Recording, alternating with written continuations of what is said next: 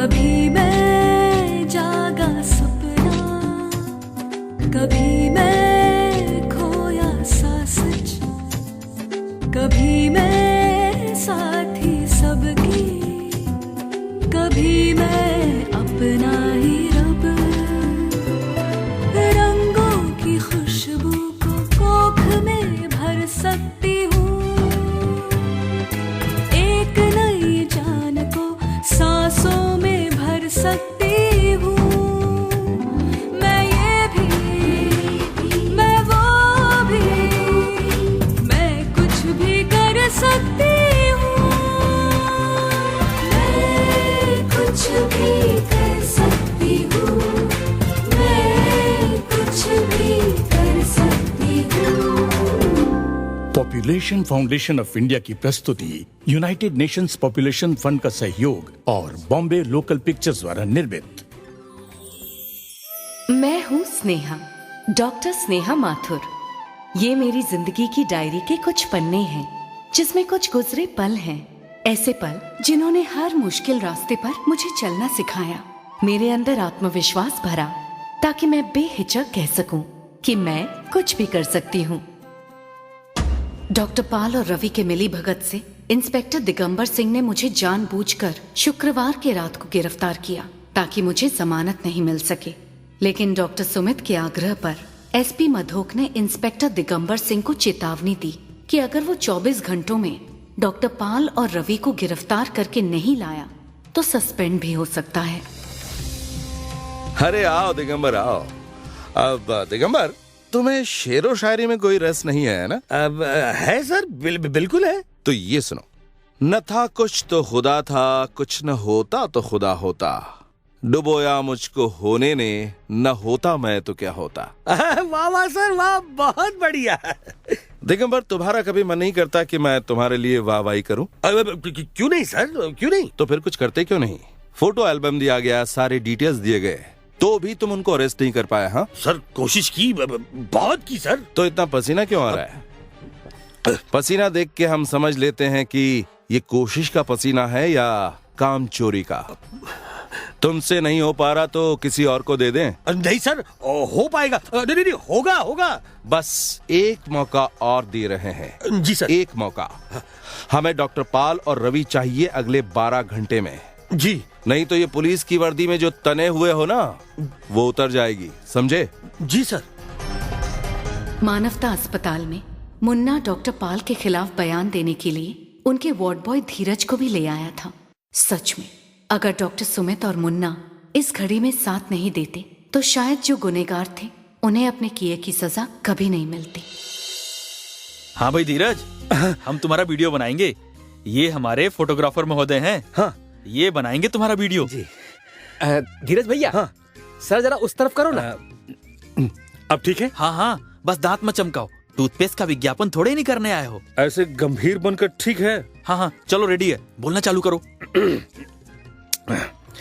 मेरा नाम धीरज है, मैं डॉक्टर पाल के क्लिनिक में काम करता हूँ। वहाँ बहुत सारा गोरख धंधा होता रहा है। वैसे तो वो मानवता अस्पताल में रेडियोलॉजिस्ट हैं, लेकिन चुप चुप कर अपनी क्लिनिक में गलत काम करते हैं। पैसे लेकर वो अजन्मे बच्चे का लिंग परीक्षण भी कराते रहे हैं। सीमा श्रीवास्तव के होने वाले बच्चे का लिंग परीक्षण भी उन्होंने ही किया। कम से कम ऐसे 200 से ज्यादा केस उन्होंने निपटाए हैं। मुझे तो तनख्वाह के नाम पर चवन नहीं देते थे, यहाँ की तरफ पीएफ भी नहीं, छुट्टी भी कम। और सुना है मानवता अस्पताल में अगर आपकी बीवी को बच्चा हो तो आपको भी छुट्टी मिलती है। बस बस, बहुत हो गया, अब जल्दी से इसकी चिप निकाल के दे दो। अरे हाँ भैया, 1 मिनट, ये लीजिए। अच्छा बोला ना?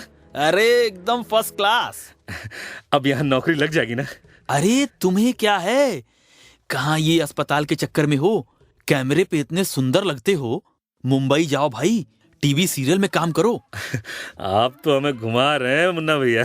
अरे कर रहे हैं भाई, कर रहे हैं, वक्त लगता है। मुंह खोला और नौकरी थोड़ी मिल जाएगी। अच्छा हम आते हैं, तुम फोटोग्राफर महोदय से जरा बातचीत करो, हम जा रहे हैं, थोड़ी जल्दी है।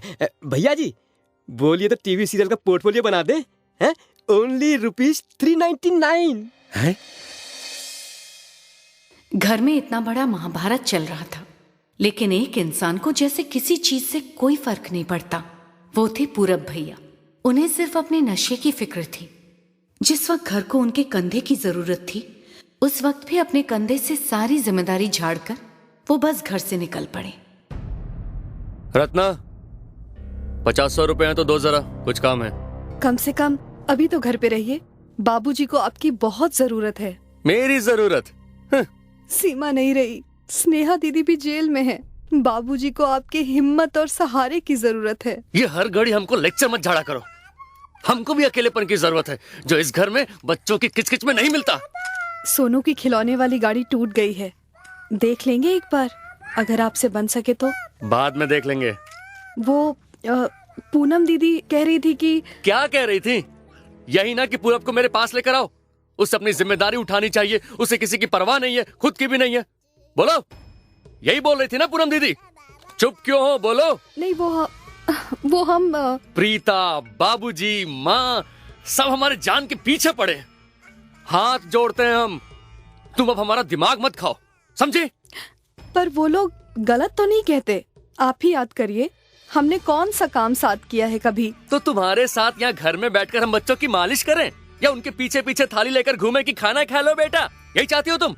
इसमें गलत क्या है? इंजीनियर हैं हम। आज हाथ में नौकरी नहीं है तो सब तुर्रम खा बन रहे हैं, हमको उल्टा सीधा सुना जाते हैं। नौकरी लग गई ना तो सबका मुंह बंद कर देंगे। पर नौकरी तभी लगेगी ना जब आप कोशिश करेंगे। सोनू, बाहर जाकर खेलो, नहीं तो उठा के फेंक देंगे गाड़ी।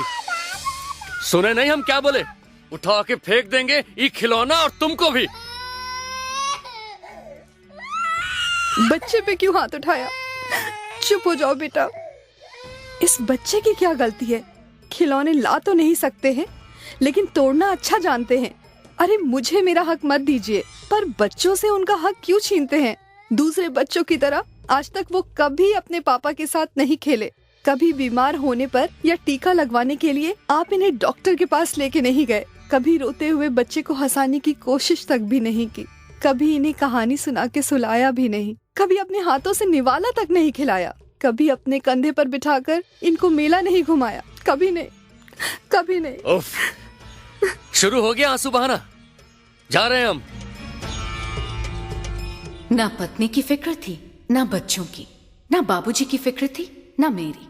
पूरा भैया की जिंदगी अपने रफ्तार से एक अलग रास्ते पर जा रही थी, एक भटका हुआ सा रास्ता जिसकी कोई मंजिल नहीं थी।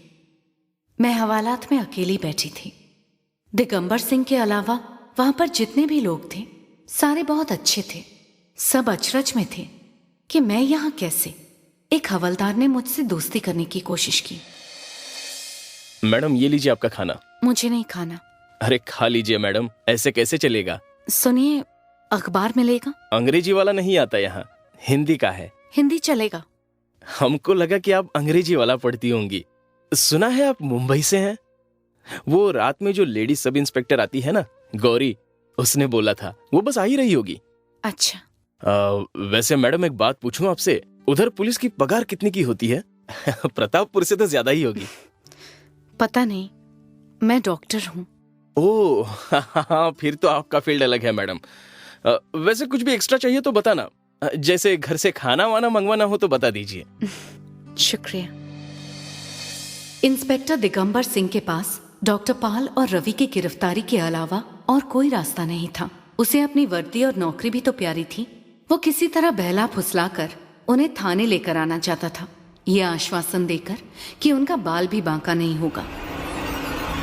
देखिए, आपको बहुत पैसे खिलाए हैं हमने, कुछ हुआ तो ठीक नहीं होगा दिगंबर सिंह। अरे डॉक्टर पाल, ये लीजिए, चॉकलेट खाइए, इससे टेंशन थोड़ा कम होता है। रवि बाबू, आप भी लीजिए। अरे हमारा खून सूख रहा है डर से, और आप हैं कि गाड़ी का एसी लगता है ठीक नहीं है, या पता नहीं हवा आ नहीं रही है। अरे वकील बाबू, जरा एसी का मुंह हमारी तरफ कीजिए ना। अरे ये छुपा छुपी का खेल कब तक खेलना होगा? जिंदगी तो खेल ही है कि नहीं? क्यों वकील बाबू, आप समझाइए इनको। अरे पहले आप ये बताइए कि आपने केस को निपटाया कि नहीं? अब जरा मुश्किल है। अरे लाखों डकार गए और अब मुश्किल है। अब उल्टी करें क्या पैसों की? देखिए, पैसे तो उड़ गए, हमने सबको खिला पिला के सेट किया, पर कुछ सेट हो गए, कुछ अपसेट हो गए। अरे वकील बाबू, आपने किस रंग रूट के चक्कर में फंसा दिया हमको? इज्जत से बोलो, मेरा नाम दिगंबर सिंह है। अगर मुझे कुछ हुआ ना तो धमकी देना मेरा काम है। डॉक्टर पाल, कल सुबह शराफत से गिरफ्तारी के लिए तैयार रहिएगा, समझे? अरे दिगंबर, हमारे ऊपर भी डंडा है, समझते क्यों नहीं? पैसे लेने के समय मुगम्बो क्यों बन रहे थे? धोखाधड़ी है ये। तुम्हारा तो वो हाल करेंगे ना कि सरेंडर या इनकाउंटर, जल्दी तय कीजिए। आप सरेंडर करेंगे या हम इनकाउंटर करें? अरे हाथ मत लगाना। समझिए भाई, पुलिस की गाड़ी पीछे है तुम्हारे। आगे से तेवर पॉकेट के अंदर रखिए डॉक्टर पाल। अरे रुकिए भाई, देखिए हम लोग ठीक से भी बात कर सकते हैं। हमसे जितना होगा करेंगे।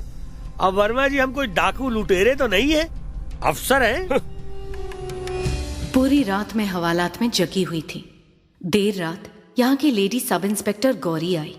गौरी मेरे लिए अपने घर से खाना लेकर आई थी। उसने मुझे बाहर अपने साथ खाना खाने बुलाया। स्नेहा मैडम, आपके लिए घर का खाना लाई हूँ, आइए ना। हमें तो कभी घर की रोटी भी नहीं खिलाई, और देखो एक्स्ट्रा ड्यूटी भी करवा दी। खिला दूंगी। वैसे बहुत देर कर दिया जाने में। अभी मैडम को बाहर लेकर आओ। और सर नहीं आए क्या? नहीं, आइए मैडम। मेरे लिए इतना करने की क्या जरूरत है? सोचा आप जब तक यहाँ हैं, मैं आपके लिए अपने घर से खाना लेकर आऊं। आइए बैठिए ना। आपको यहाँ तकलीफ हो रही होगी ना?